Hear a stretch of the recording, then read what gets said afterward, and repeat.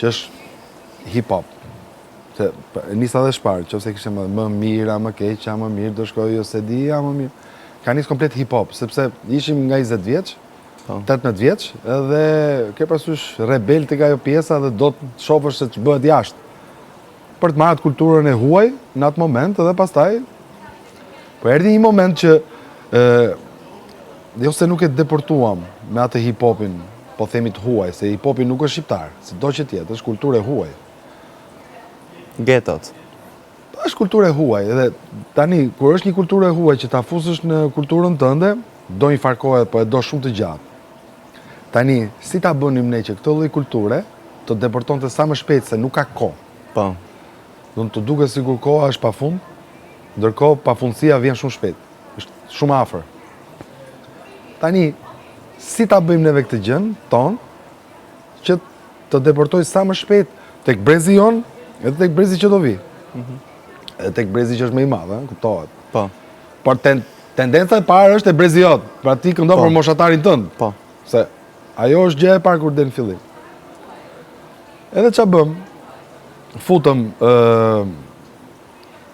motivet e huaja, po themi deri diku, me folkun shqiptar. Dhe njëra nga këngët ka qenë Në hapat e tua që kemi bërë me Kristin. Që ishte kështu, edhe ritmi 7-8, ishte i çik i çuditshëm, por e tentuam me folk. U rikthyem prap te pjesa e soul R&B, pra e bëmi çik më soft hip-hopin, më të afrushëm për publikun, për brezin ton, duke e përshtat edhe me këngët e viteve 2000. Puff Daddy, tani, Puff Daddy ai është, po, s'kemi që bëjmë, R. Kelly, e kupton Asher, domethënë kjo natyrë, dhe bëm këngë mesazh, që kishte edhe pjesën e hip-hopit brenda, po kishte edhe pjesën solo të kënduar R&B, disa zhanra që të kapte disa targete. Janë të kombinuara. Po. Dhe mbas kësaj, si radh pune, vjen kënga Tirana. Ai pastaj.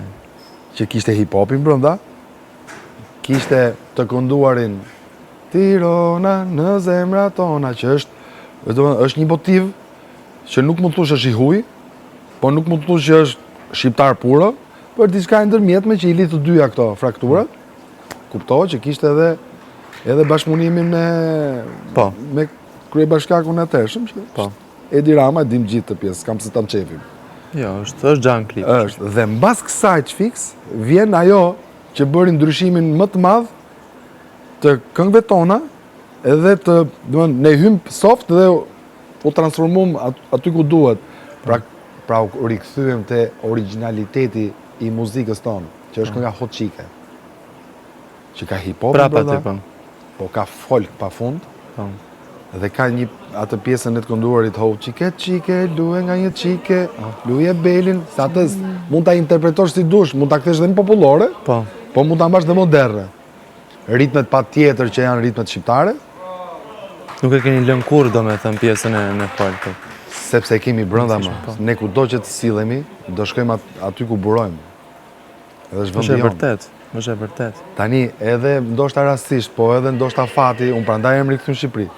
Se kudo që sillem, unë e kam shpirtin këtu, e kupton? Edhe do mundohesha, do e kisha ëndër për shkakun që familjen ta sillja këtu për shkakun. E kupton? Kjo është një pikë që na bashkon të dyve. Unë lëviz, unë familja ime është në Itali. Po. Unë s'rri dot